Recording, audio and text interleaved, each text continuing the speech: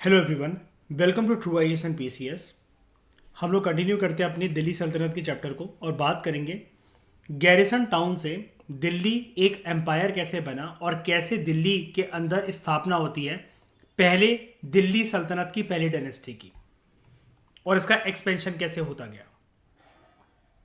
बगल में आपको एक मैप दे रखा है और यहाँ पर ये आपको बता रखा है कि मेजर सिटीज़ जो कि शमशुद्दीन इल्तुतमिश ने कैप्चर करी थी दिल्ली और दिल्ली के आसपास। ठीक है, एक बात मैं आपको बता देता हूँ, मेडिवल इंडिया में इनके द्वारा क्या क्या कैप्चर करा गया क्या नहीं करा गया इस पर बहुत ज़्यादा ध्यान मत दिया करो कि आप एक एक चीज़ जो है वो आप याद करने बैठ जाओ। लेकिन यहाँ पर फिर भी एक ना कैवेट के साथ एक बात बोलना चाहूँगा। देखो, यूपीएससी का अब जो प्रीलिम्स का जो नेचर बनता चला जा रहा है उसके बेसिस पर एक बात ज़रूर मैं एक वार्निंग लाइन काइंड ऑफ आपको देना चाहूँगा कि ये आपको पता होना चाहिए कि जैसे लखनौती जो है वो आज के टाइम में क्या है, इंडिया के अंदर कहाँ देखने को मिलता है, कौन सी स्टेट में है। सिमिलरली जैसे सम संभा मानक ये क्या है, कसली क्या है, तबर हिंद क्या है, ये चीज़ें आपको पता होनी चाहिए। एक बारी इनकी लिस्टिंग, जैसा कि मैं हमेशा आपसे कहता हूँ एशियन इंडिया के कंटेक्स्ट में भी, ओल्ड नेम और न्यू नेम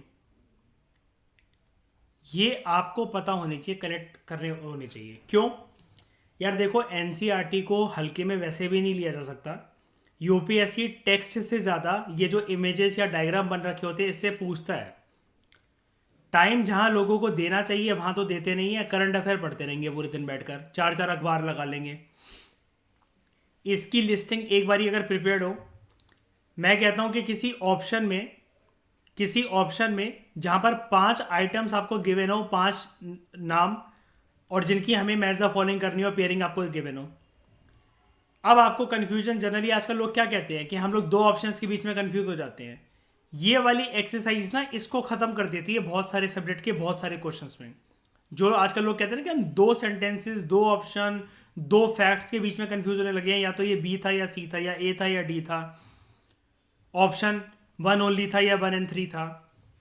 ये चीज़ें क्योंकि यहाँ से निकलती हैं और वो ये सोचते हैं, अब क्वेश्चन आ गया कल को यहाँ से, इंस्टीट्यूट वालों ने एनालिसिस कर दी कि ये दिल्ली सल्तनत का क्वेश्चन है, तो वो दिल्ली सल्तनत उसके बावजूद भी 7th क्लास से ना उठाकर कोई बाजार से जो पीएचडी लेवल की जो बुक होगी उसको खरीद कर लाते हैं वो, कि हम दिल्ली सल्तनत यहां से पढ़ना शुरू करेंगे, चाहे भले यूपीएससी कभी क्वेश्चन ना पूछे दोबारा उस चैप्टर के बारे में या उससे रिलेटेड। तो इसलिए हमें ये चीज़ पता होनी चाहिए, आपको ये सारे नाम वगैरह पता होना चाहिए। तो कुल मिलाकर मैं आपको एक बात यही बोलना चाहूँगा, घुमा फिरा के, जैसा कि मैंने आपको बोला कि मेडिवल इंडिया के टाइम पर ये रूलर्स ने क्या क्या सिटीज़ कैप्चर करी। लेकिन मुझे एक बात बताओ, जब कोई ये वाली एक्सरसाइज कर रहा है कि वो ओल्ड नेम न्यू नेम की लिस्टिंग कर रहा है, तो उसको तो वैसे भी पता लग जाएगा कि शमशुद्दीन इल्तुतमिश के टाइम पर क्या क्या चीज़ें कैप्चर हुई। अब ये वाली हेल्प कहाँ करेगा, ये जो चीज़ है, ये जो एक्सट्रीमली टफेस्ट प्रीलिम्स है जो Uttar Pradesh public service commission है, वहाँ पर 50% उससे कम टफ एमपीपीएससी में, या फिर कोई भी और एग्जाम दे रहे हो जहाँ पर बहुत ही ज़्यादा मतलब हार्ड कोर फैक्ट्स आते हो, यूपी ट्रिपल एस सी का एग्ज़ाम हो गया, कुछ भी हो गया, वहाँ पर यहाँ आपको काम आ जाएगा। तो बात करते हैं इस टॉपिक के बारे में। In the early 13th century जो कंट्रोल हुआ दिल्ली सुल्तानों का दिल्ली के ऊपर, it rarely went beyond heavily fortified towns occupied by garrison. यानी कि ये गैरिसन और जो फोर्टिफाइड टाउन्स होते हैं कुछ नहीं होता। हमने जो फोर्ट सिटीज़ पढ़ी थी ना, बड़े बड़े किले वगैरह बनाकर जो घेराव करा जाता था अपनी अपनी सिटीज़ का अलग अलग रूलर्स के टाइम पर, ताकि यहाँ से कोई भी बंदा अगर ऊपर होगा तो उसको ये देखना आसान हो जाएगा कि यहाँ पर कोई दुश्मन तो नहीं घुसा है हमारी टेरिटरी में, हमारे किले में, हमारे रीजन में।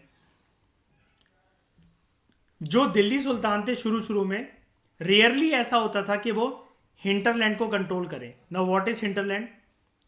Land adjacent to a city और पोर्ट जहां पर गुड्स और सर्विसेज की सप्लाई होती है, और ये ज्यादातर अपनी इनकम के लिए ट्रेड, ट्रिब्यूट और लूटपाट के ऊपर डिपेंडेंट रहते थे अपनी सप्लाईज के लिए, गुड्स की। गैरिसन टाउन क्या होता है? ये एक फोर्टिफाइड सेटलमेंट ही होता है। यहां पर मैंने बंदा क्यों खड़ा कर रखा? ये सोल्जर को दर्शा रहा है, इसलिए मैंने ड्राइंग बनाई।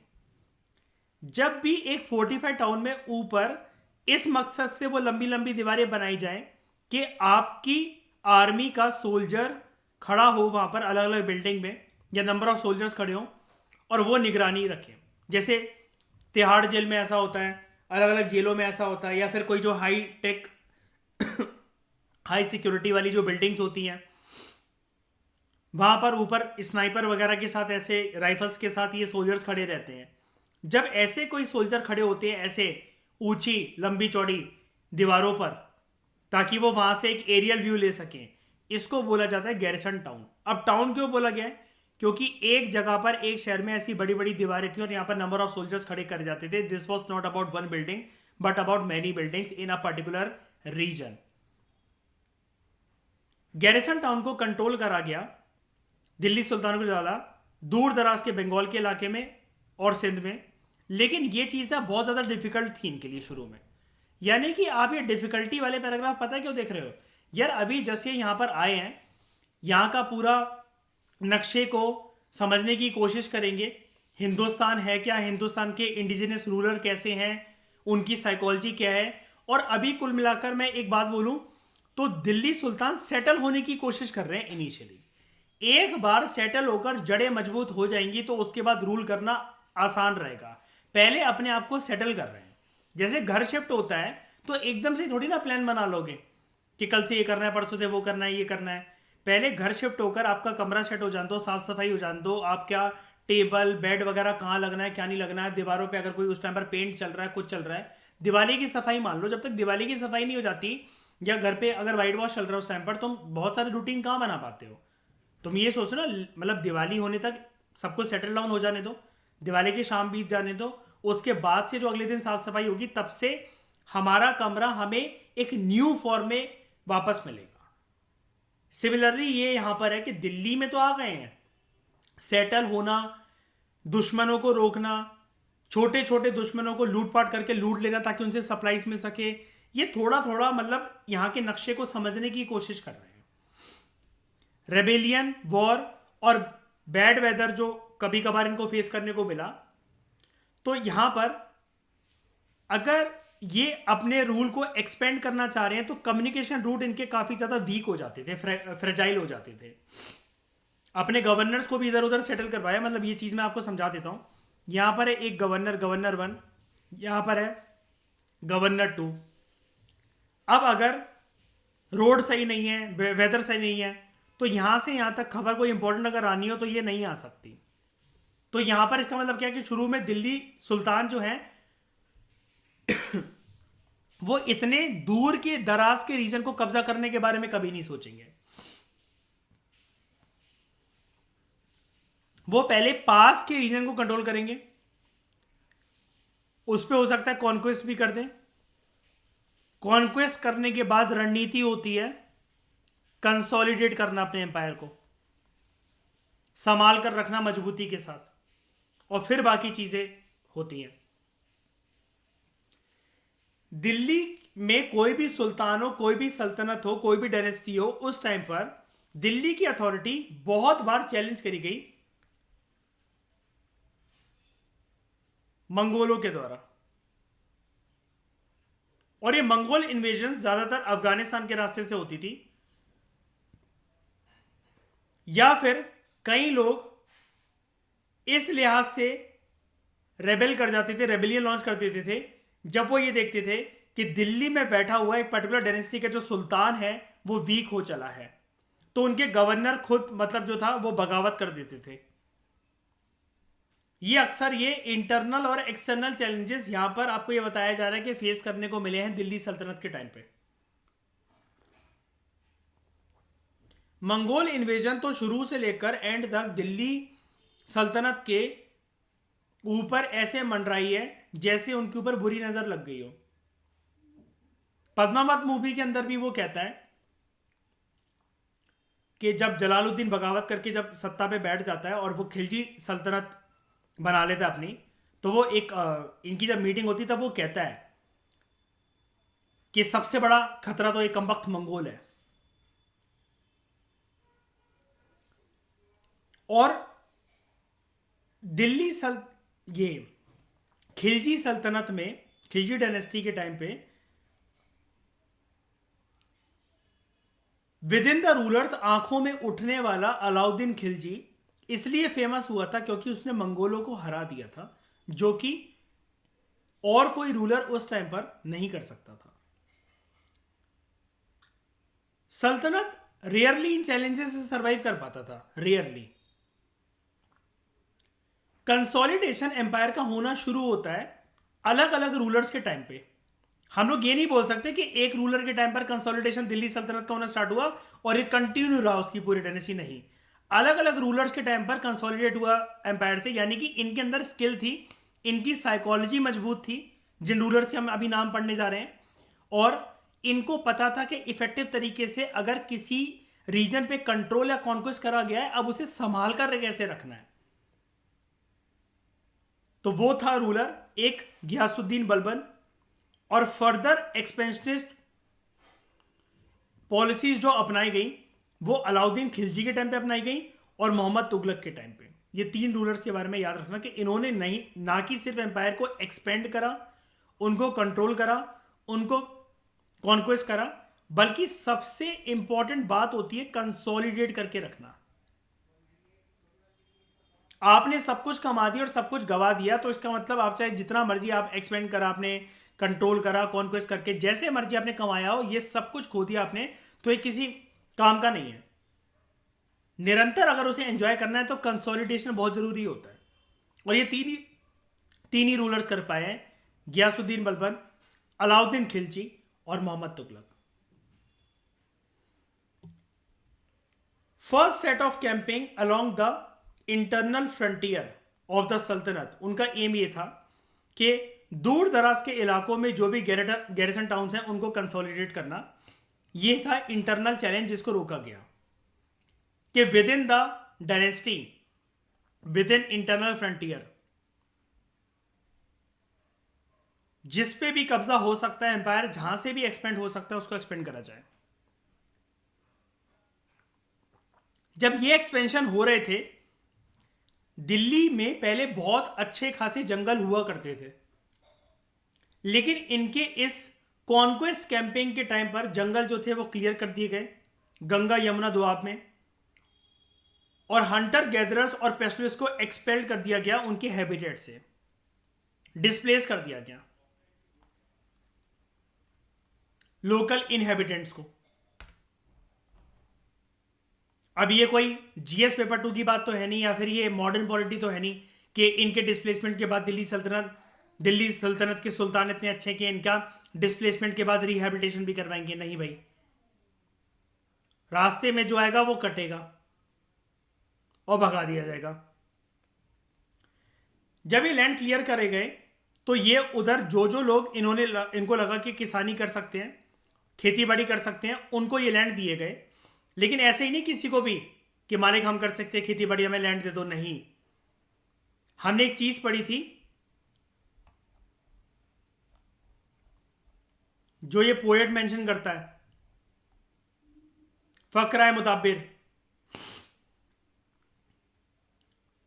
रेवेन्यू पीजेंट से आता था, तो अगर खेती बाड़ी को प्रॉस्परस बनाकर अच्छा खासा अनाज पैदा कर कर और दिल्ली के सुल्तानों को टैक्स देने की, रेवेन्यू देने की दम हो, यह काबिलियत जिन जिन में देखी जाती थी, लैंड उन्हीं को बांटा जाता था सुल्तानों के द्वारा, उनके ऑफिशियल्स के द्वारा। नए नए बड़ी बड़ी लंबी चौड़ी दीवारें सिक्योरिटी के लिए, फोर्ट्रेसेस, गैरिसन टाउन्स और टाउन्स जो थे ये स्टैब्लिश करे गए व्यापार के इंपॉर्टेंट रूट्स को प्रोटेक्ट करने के लिए, as well as regional trade को प्रमोट करने के लिए। यह था फर्स्ट फेज ऑफ एक्सपेंशन। कभी आपको आया ना अगर दिल्ली सुल्तानों ने एक्सपेंशनिस्ट पॉलिसी कैसे अपनाई, तो वो वन गो में नहीं था, it came as a series of waves, लहरों की तरह आया। फेज 1 में इन्होंने जंगल वगैरह क्लियर करे, ये फर्स्ट सेट ऑफ कैंपिंग था। जंगल क्लियर करके एग्रीकल्चर लैंड बनाया गया, तो इसका मतलब पहले तो खाने पीने की किल्लत को मिटाया गया, रेगुलर सोर्स ऑफ फूड की व्यवस्था करी गई। दूसरी एक्सपेंशनिस्ट पॉलिसी ये थी एक्सटर्नल फ्रंटियर पर, ये तो हो गया इंटरनली कि भैया सबसे पहले इंटरनली बगावत को छोड़कर सबसे पहले खाना, फूड, और फूड के साथ साथ फूड की स्टेबिलिटी, कि ऐसा ना हो कि नोमैटिक लाइफ बितानी पड़े कि खाना आज को यहां मिल रहा कल को खत्म हो गया फिर कहीं और जाना पड़ रहा। नहीं, जड़े जमाने का मतलब होता है कि अब जो भी फैसिलिटी होंगी वो हम क्रिएट करेंगे अपने आसपास। मैं तो यहीं रहूंगा, मैं अपॉर्चुनिटी ढूंढने निकलूंगा नहीं, मैं अपॉर्चुनिटी इसी जगह पर बैठ के बनाऊंगा। चीजों के पास मैं जाऊंगा नहीं, चीजें मेरे पास चलकर आएंगी। ये रणनीति अपनाई गई। सेकेंड एक्सपेंशन हुआ एक्सटर्नल फ्रंटियर पे सल्तनत के टाइम पर मिलिट्री एक्सपेडिशंस करे गए दक्षिण भारत में, और ये स्टार्ट होते हैं अलाउद्दीन खिलजी के टाइम पे, और एपेक्स पॉइंट पे दक्षिण भारत के कैंपेन पहुंचते हैं मोहम्मद तुगलक के टाइम पे। इन कैंपेन में जो सुल्तानों की जो आर्मी थी वो हाथी पे कब्जा करना, घोड़ों पे कब्जा करना, और स्लेव्स वगैरह भी खरीद के लाए जाते थे, और अपने साथ ये लोग प्रीशियस मेटल वगैरह लेकर जाते थे। देखो, मैं आप सबको कुछ पद्मावत मूवी के कुछ इंपॉर्टेंट सीन्स दिखाने जा रहा हूं जिसकी वजह से आप एक बेटर आइडिया लगा पाओगे खिलजी सल्तनत का। ठीक है, आपको यहां पर बताया जा रहा है अफगानिस्तान 13वीं शताब्दी के अंदर यहां पर आपको दिखाया जा रहा है। ओके, बात को ध्यान से समझना। इनके टाइम पे क्या होता था, कुछ कुछ गवर्नर्स जो कि रूल करते थे, कुछ कुछ जो सुल्तान होते थे, रियल किंग्स होते थे अफगानिस्तान वगैरह में, वो अपने कुछ गवर्नर्स चुन लेते थे जो कि रूल करा करते थे अलग अलग रीजन से। उन्हीं में से एक गवर्नर था अफगानिस्तान में जो कि दिल्ली के हुकूमत पर बैठना चाहता था, और वो गवर्नर था ये जलालुद्दीन खिलजी। ठीक है, इसका भतीजा था अलाउद्दीन खिलजी। ठीक है, ये जिसने रणवीर सिंह ने जिसका रोल करा है। ओके,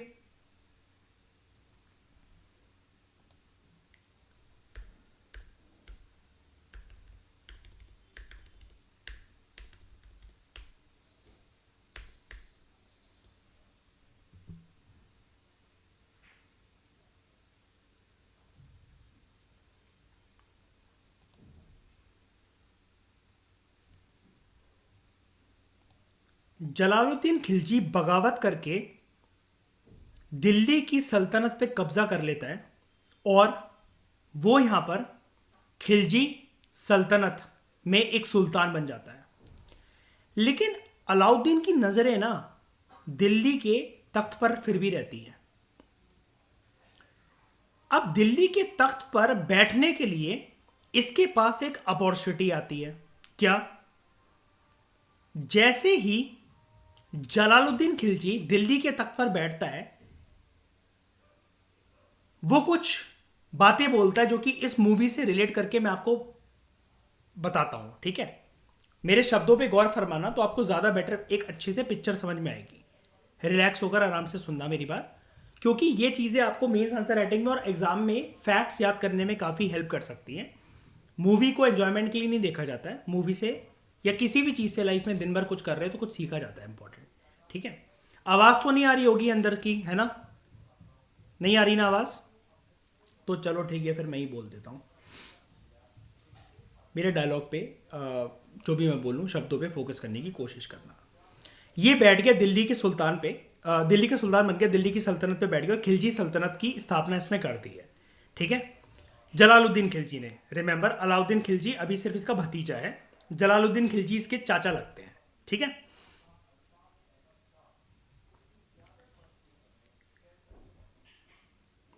जलालुद्दीन का कहना है कि ये तख्त और ताज जितने सुनहरे लगते हैं उतने नोकीले भी हैं। कहता है इस तख्त पर बैठकर हमें खुशी भी हो रही है और हैरत भी, क्योंकि इस तरफ हमारे चारों ओर दुश्मन ही दुश्मन है, और सबसे बड़ा खतरा तो ये कमबख्त मंगोल है। अब इनके यहाँ ना एक दूसरा भतीजा होता है जो कि आपको यहाँ पर दिख रहा है, इताद खान। ये सारे नाम याद रखना, पूनम दलाल दहिया में बहुत काम आएंगे, ठीक है।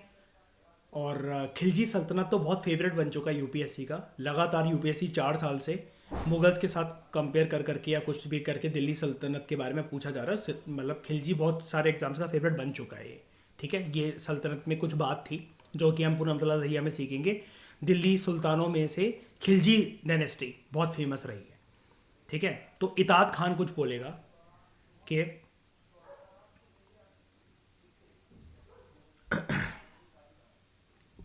कहता है कि इन खूंखार मंगोलों से लड़ना सुल्तान इस वक्त लाजमी नहीं होगा, ठीक नहीं होगा, ठीक है। और हमें उन खूंखार मंगोलों के बारे में अभी सोचना भी नहीं चाहिए, ठीक है।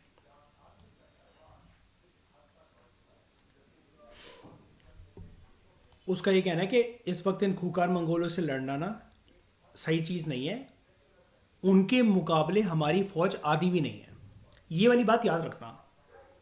आर्मी की किल्लत थी शुरू शुरू में, जब खिलजी सल्तनत आती है तो इनके पास इतनी सेना नहीं होती। मंगोलों को ना हरा पाना, अगर कल कोई मंगोल इन्वेजन के ऊपर क्वेश्चन आ जाए ना, मंगोलों को ना हरा पाना दिल्ली सुल्तानों के द्वारा, उनका वन ऑफ द रीजन था Mongol army was very greater in number, very large in number as compare to Delhi सल्तनत, चाहे कोई भी डायनेस्टी रही हो फिर दिल्ली सल्तनत के टाइम पे। लेकिन अलाउद्दीन का कैरेक्टर जैसा रणवीर सिंह ने करा है, उसका कुछ मतलब हौसले भी ना कुछ ऐसे ही रहते थे। मतलब भाई तुम्हारे पास कुछ भी ना हो, लेकिन एक एक वो होता है ना कि हौसला तुम्हारा मतलब बहुत कुछ बोल जाता है। तो वो कह रहा है कि उनके मुकाबले हमारी फौज आधी भी नहीं है। लेकिन अलाउद्दीन कहता है हमारा हौसला उससे दुगना है। वो कहता है आप लड़ेंगे क्या इन मंगोलों से, तो इसका डायलॉग सुनना, खिलजियों की खातिर तो खुदा से भी लड़ सकता है अलाउद्दीन। तो जलालुद्दीन वगैरह सब लोग इसका मजाक उड़ाने लग जाते हैं, और ऐसा होता भी था। अब मैं तुम्हें थोड़ा सा ये ऐसा मत सोचना कि यहाँ पर कुछ मैं बॉलीवुड का सीन रच रहा हूँ। ये सारी चीज़ें हमारे एग्जामिनेशन के परस्पेक्टिव से, प्रीलिम्स और मेंस के लिहाज से इंपॉर्टेंट है, बहुत ज़्यादा इंपॉर्टेंट है। लोग मूवी को सिर्फ मूवी की तरह देखाते हैं, अपनी बाबू सोना के गर्दन पे हाथ रख कर किसी विसी कर ली, पॉपकॉर्न घुसा दिया उस बेवकूफ़ के मुंह में, और वो सोचते हैं हो गई मूवी। ऐसा नहीं होता है। मूवी से अगर कुछ सीख नहीं ले पा रहे हो तो फिर बेकार है आपका। वो कहता है हम चाहेंगे हम मंगोलों से लड़ने। ये हंसता है, पूरे दरबार में मजाक उड़ाता है, लेकिन ये चाहता है। अब मैं तुम्हें एक बात बताता हूँ। मैं उस बंदे का नाम भूल रहा हूँ जो कि इसका दोस्त होता है अलाउद्दीन का। लेकिन ये ना जब दरबार में ऐसे कभी भी शामिल होता था ना, तो इसका बहुत मजाक उड़ता था। ये रियल बात है, अलाउद्दीन का बहुत मजाक उड़ता था। तो अपने दोस्त से पूछता है यार ये लोग सब मुझे मेरा मजाक क्यों उड़ाते हैं। तो इसका दोस्त बोलता है इसे, यार भाईजान क्या आपको ना जाहिल समझते हैं, ये सारे लोग आपको जाहिल समझते हैं।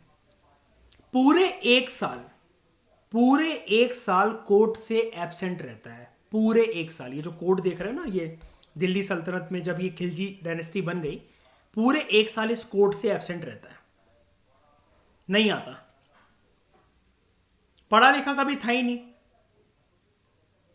तलवारों ने कभी कलम पकड़ने ही नहीं दी बचपन में, सरकमस्टांसेस ही ऐसे थे लाइफ के। एक साल एब्सेंट रहता है। उस टाइम पर एडमिनिस्ट्रेशन की जितनी लैंग्वेजेस थी एशिया में, और स्पेशली पर्शियन लैंग्वेज, ये लैंग्वेज वो लैंग्वेज, सब कॉन्टिनेंट में जितनी भी लैंग्वेजेस थी सारी सीख कर आता है। और उसके बाद अब इसकी नजर होती है कि बेटा मेरा मजाक उड़ाया था ना। एक साल एब्सेंट रहता है कि जस्ट लाइक कोई किसी की बेइज्जती कर दे, और किसी के मन में गाना चल रहा ठुकरा के मेरा प्यार मेरा इंतकाम देखेगी। 365 दिन लगते हैं अपनी तकदीर हमेशा चेंज करने में। तुम कुछ भी नहीं हो, तुमने जस्ट ग्रेजुएशन करी है, हर कोई मजाक उड़ाता रहता है, तुम्हारे घर वालों के ऊपर केस लगवा दिया, कुछ करवा दिया, गर्लफ्रेंड छोड़ के चलेगी, कोई बात नहीं। इस देश में सबसे ऊंचे ओहदे पे पहुंचना है, अप्रोच से कभी नहीं पहुंच पाओगे। यूपीएससी की तैयारी करो, तैयारी आईएएस बनवाए ना बनवाए, लेकिन पर्सनैलिटी में बहुत कुछ बनवा देगी। देश पे कब्जा नहीं तो कहीं और करेंगे। लेकिन इस मकसद के साथ इसका, मंगोलों को आज तक कोई दिल्ली का सुल्तान नहीं हरा पाया था, कोई भी।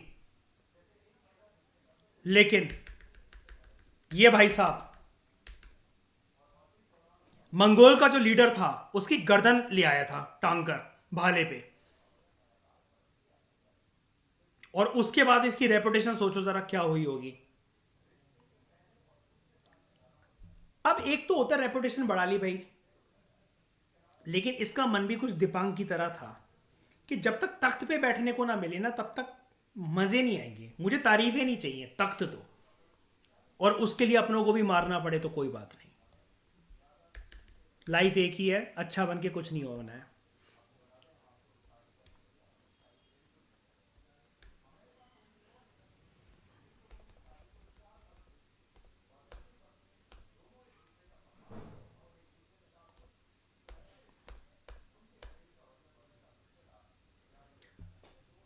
अभी हमने एक चीज पढ़ी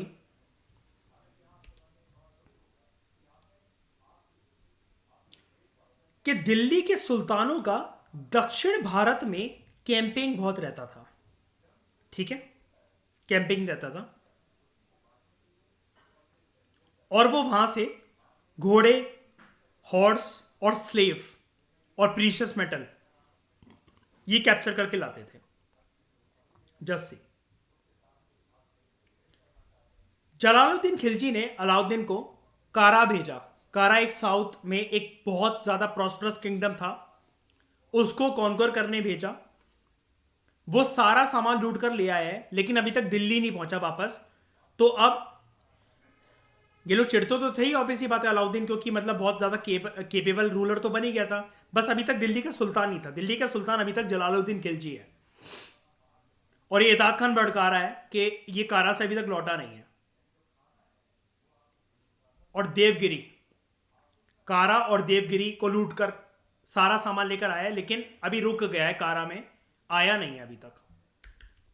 तो जलालुद्दीन कहता है मैं मिलने जाऊंगा, और मेरी तरह है भाई, लूट के लाया तो सर माल तो जलालुद्दीन ने लूटने को बोला था ना। वहां पर अगर कोई इसकी नजरों में ये कैरेट बनी है, मेरी नजरों में कोई और कैरेट बनी हो सकती है, तो उधर की प्रिंसेस को भी उठाकर ले आया कि ये बेचारी वहां पर क्या करती है किंगडम हारने के बाद, तो चलो अपने साथ ही रख लो इसको। एंड सी द जेस्चर के कितना मजा आता होगा कि एक कैप्चर करी हुई लड़की को मशाल लेकर जंजीरों में बांधकर पानी में खड़ा करके मोतियों से नला रहे हैं। This is called life.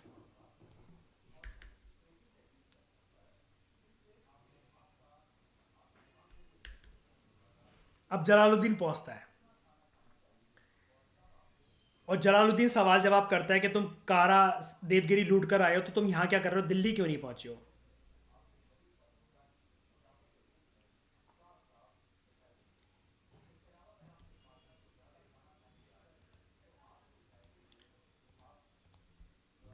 एक मिनट,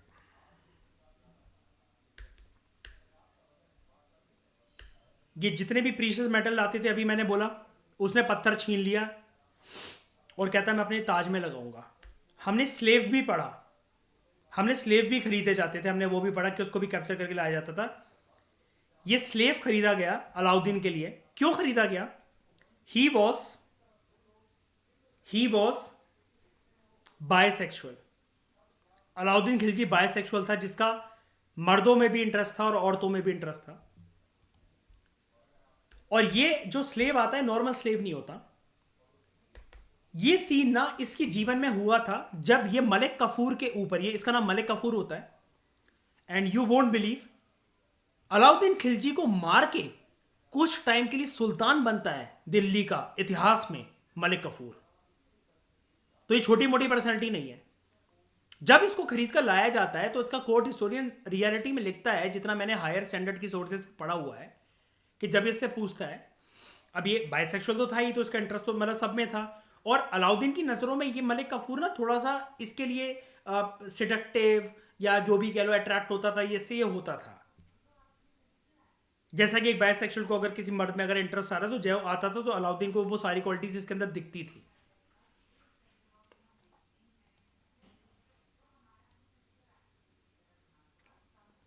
तो कुछ जांचने के तरीके के जो मेरे लिए मतलब खरीदा गया तो वो कैसा है।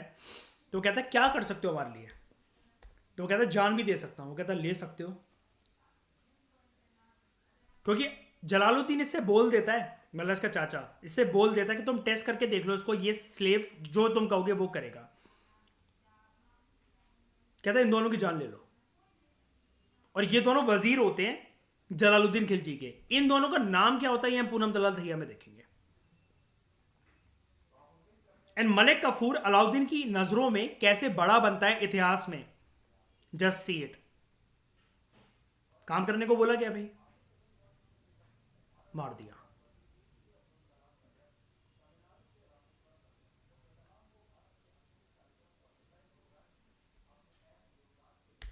और एक्साइटमेंट मेरी तरह, जैसे जब मेरे किसी दुश्मन का नुकसान होता है तो जो डोपामीन की लहरें मेरे अंदर से पैदा होती हैं, सेम यही खुशी होती है मेरे अंदर। बिल्कुल। सामने वाला गुस्सा होता है कि तुमने ऐसा क्यों करा, लेकिन फिर मैं कहता हूँ अलाउद्दीन की तरह कि कोई बात नहीं, आप मायूस मत हो, आपके लिए भी हमारे पास एक तोहफा है। बदल दी सल्तनत, मरवा दिया चाचा को। Again this is called as life. प्यार से जब कोई चीज़ ना मिल रही हो, साम दाम दंड भेद कुछ भी कर लेना चाहिए उसके लिए, सब जायज़ है। अब पहुंचता है घर, दिल्ली वापस। बहुत शौक था ना, मुझे दिल्ली से लेने आए थे ना, कि कहाँ गया क्या गया, सवाल जवाब मुझसे करने आए थे ना। इसकी गर्दन भाले पे टांग के ले आया। और जो उसकी बीवी होती है ये मेहरुनिसा, ये इसका बाप होता है, क्योंकि आप जानते हो कि इस्लाम में विद इन बहुत क्लोज रिलेशन में शादियां हो जाती हैं, चाचा की बेटी से, मासियों की बेटी से। तो चाचा की बेटी से इसकी शादी हो जाती है, ठीक है। और ये इताद खान जो होता है, ये कहता है इतना जफाकी से आपने हमारे बड़े अबू जान का जो कत्ल करा, इतिहास आपको इसके लिए कभी माफ़ नहीं करेगा। अब यहाँ सीन देखो, यहाँ सीन देखो। आमिर खुसरो इसके कोर्ट में अभी आपको दिखेगा। और आमिर खुसरो के बारे में हमने पढ़ा था, ये बहुत सारे दिल्ली सल्तनत के टाइम पे अलग अलग डायनेस्टीज में वो कोर्ट पोएट, कोर्ट हिस्टोरियन रह चुका है। अब इतिहास को मोल्ड कैसे करवाया जाता था, सॉफ्ट तरीके से। अगर मैं किसी की फाड़ दूं ना तो उसकी फटेगी, बिना गुस्सा करके भी किसी की तशरीह फाड़ी जा सकती है। कैसे, जब ये कहता है ना इतिहास आपको इसके लिए कभी माफ नहीं करेगा। अलाउद्दीन के डायलॉग सुनो। इतिहास क्या कहेगा खुसरो, इतिहास इसे वक्त का तकाजा कहेगा, कह रहा है सही फरमाया आपने। और ये अपने रूल को जस्टिफाई कैसे करते थे दिल्ली के सुल्तान, जब ये बगावत कर देते थे ना, तो ऐसा तो है नहीं बगावत करने से जो उनके बच्चे बच्चियां हैं या उनके जो बेटे बेटियां वो कभी कुछ नहीं कहेंगे। तो ये जस्टिफाई कैसे करता है अपने रूल को, या फिर ओरिजिनली कैसे करते थे दिल्ली के सुल्तान जस्टिफाई अपने रूल को, जब वो बगावत कर देते थे, अपने पिताजी को मारना, अपने चाचा को मारना या किसी को मारना। तो कहते हैं इताद बेटे जान, सल्तनत को नई सोच की ज़रूरत थी, नए खून को ज़रूरत थी जो आवाम को खुश रखे और सरहदें बढ़ा सके, इसलिए हमने हुकूमत का तख्त पलट दिया। बीवी की फट रही है, भाई मेरे पिताजी को मार दिया। और खुशी देखो तख्त पर बैठने की, चाहे जैसे मर्जी छीना गया हो, प्यार से या जैसे मर्जी करके, भाड़ में गया। प्रोसेस को साइड हटाओ। जब पर्सन खुद बैठता है तख्त पर तो बस ठीक है, जायज़ है सब कुछ। और क्रुएल्टी तो इसकी इस चीज़ से झलकती है कि अभी इसके बाप को मारकर आया और कहता है मैं सुल्तान बन गया, चलो रोमांस करते हैं, क्वालिटी टाइम स्पेंड करते हैं, ठीक है। खैर ये छोड़ो, और दो चार चीज़ें मैं और दिखाता हूँ इसके अंदर।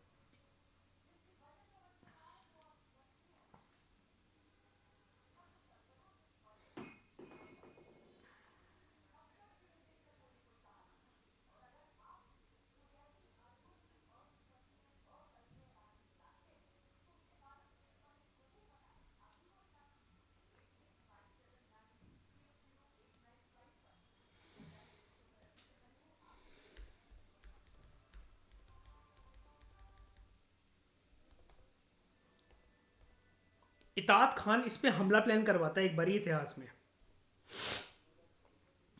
ये घायल हो जाता है और वो सोचता है बचेगा नहीं अलाउद्दीन खिलजी। सीन अलग तरीके से दिखाया गया, ऑब्वियसली बात है क्योंकि मूवी है, ठीक है। लेकिन इताद खान तख्त पलट, मतलब सल्तनत में खिलजी डायनेस्टी में तख्त पलट के अलाउद्दीन खिलजी को मार के खुद एक बारी सुल्तान बनने की कोशिश करता है, हम पढ़ेंगे पूनम दलाल दहिया में। लेकिन इसकी ये रणनीति कामयाब नहीं हो पाती, अटैक करवाता है, सच में अटैक करवाता है। मूवी में थोड़ा सा दिलचस्प बनाने को एग्जैजरेट कर दिया जाता है, सीन जोड़ दिए जाते हैं, लेकिन इताद खान मार दिया जाता है अलाउद्दीन के द्वारा।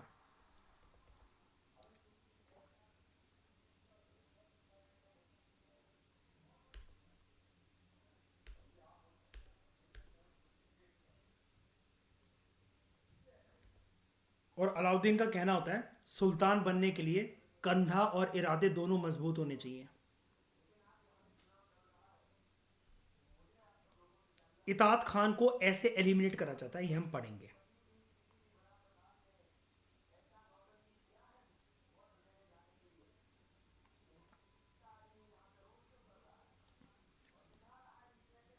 And this is the scene of Jauhar, जो कि उस टाइम पर चलती थी प्रक्रिया। जौहर का भाई कोई कुछ भी बोले ठीक है, गलत है, अच्छा है, बुरा है, जो भी है ठीक है, मतलब जौहर को ऐसा बोला जाता है कि ऑब्वियसली बात है कि कोई किसी के पति को मारकर उस टाइम पर अगर किसी कोई रखेगा तो ऑब्वियसली बात है वीमेन की डिग्निटी हर्ट होगी, वो सेक्सुअल रिलेशन उसके साथ बनाएगा, तो औरतें सोचती थी कि अपने आप को मार डालो, बेटर है। लेकिन अलाउद्दीन की ताकत को देखते हुए, और जैसी मेरी मेंटेलिटी है, सिंपल सा रीज़न है कि जो पसंद आ गया आपको, आप उसे हथियाने का सोच लो। अगर वो आपका हुआ तो ठीक है। सिंपल सी आइडियोलॉजी रखो कि जो बंदी मेरी नहीं हो सकती ना, मैं उसे किसी और की भी नहीं होने दूंगा, भले ही वो जौहर कर ले, कोई फर्क नहीं पड़ता। कोई बात नहीं, तू मेरी भी नहीं हुई, मिटा ले अपने आप को, लेकिन मैं तेरे को किसी और की भी नहीं होने दूंगा। Simple strategy. समझ में आया पूरा खिलजी सल्तनत का रूल। मूवी में थोड़ा सा उसको बुरा भी दिखाया गया, इतना बुरा था भी नहीं, थोड़ी बहुत अच्छी क्वालिटीज़ मेरे जैसी भी थी इसके अंदर।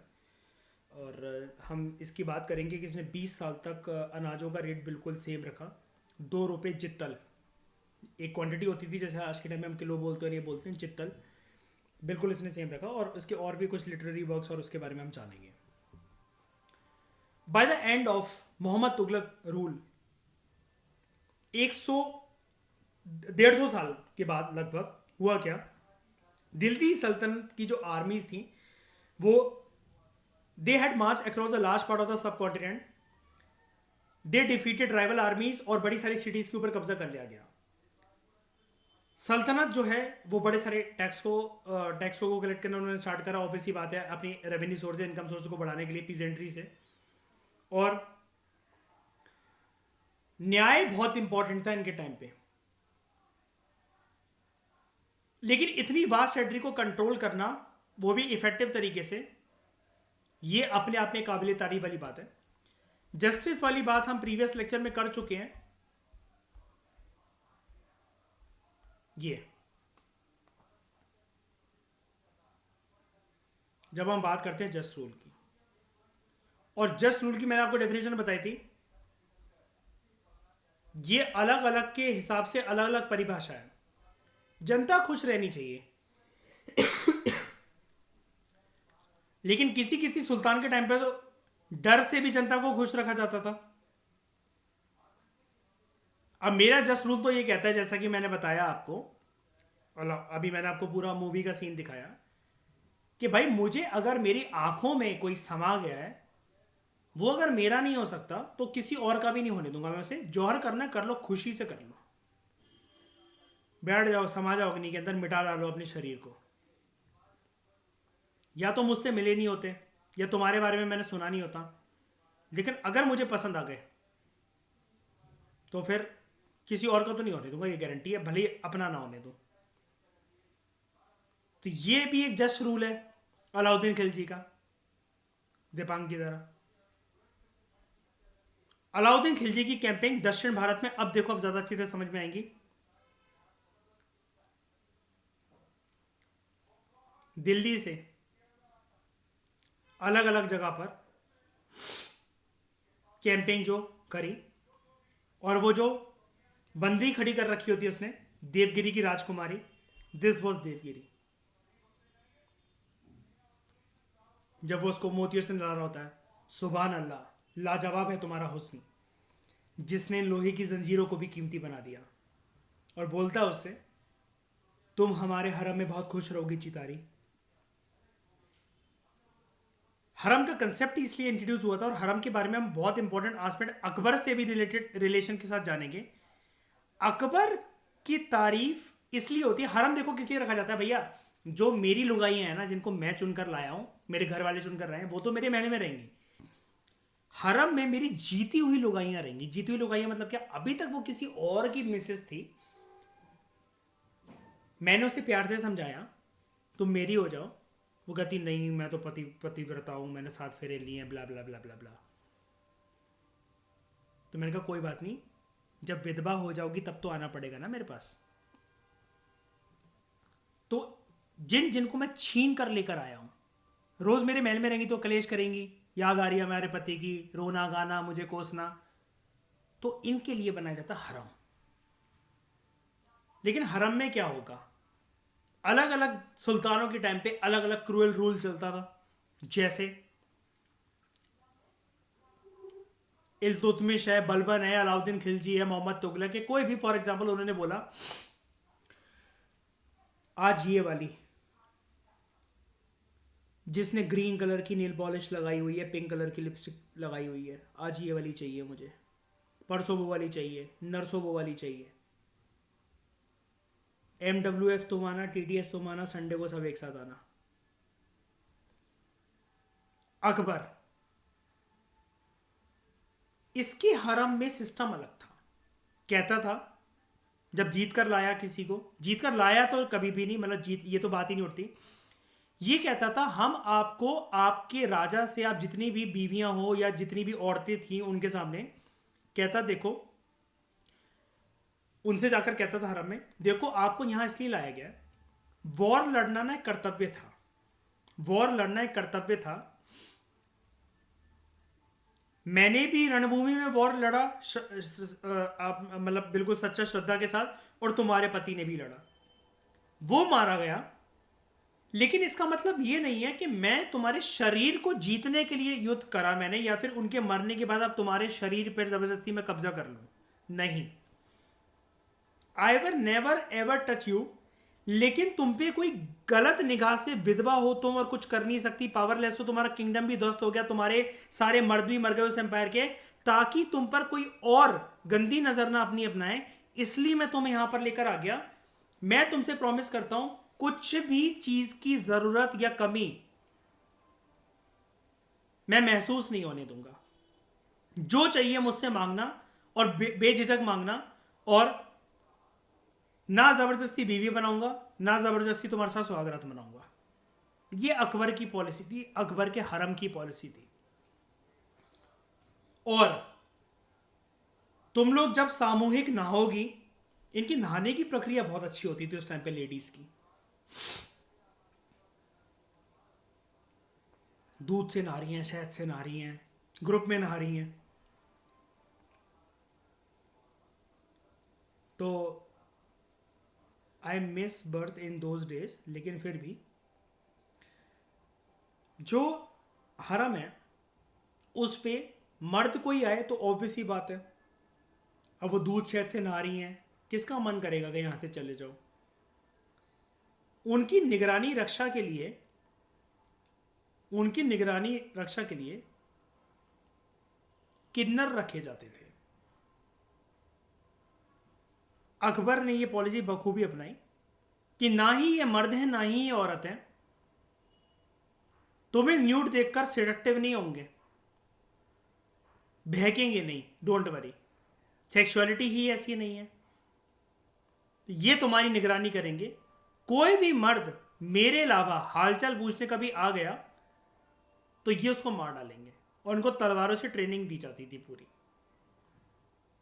दिल्ली सल्तनत को या मेडिवल इंडिया को अगर आप इस कहानियों के साथ ऐसे मजे से पढ़ोगे ना, अपने आप को इमेजिन कर करके, तो ये बहुत इजी हो जाएगा गेम। अब अलाउद्दीन को देखकर तो इतना डोपामीन मेरा रिलीज हो जाता है कि वाह यार, ये अपॉर्चुनिटीज फिर से अगर आ जाए ना, तो मैं, कोई बात नहीं, जो होगा मेरे साथ वो देखा जाएगा, लेकिन मैं फिर से ये सब करने को तैयार हूँ।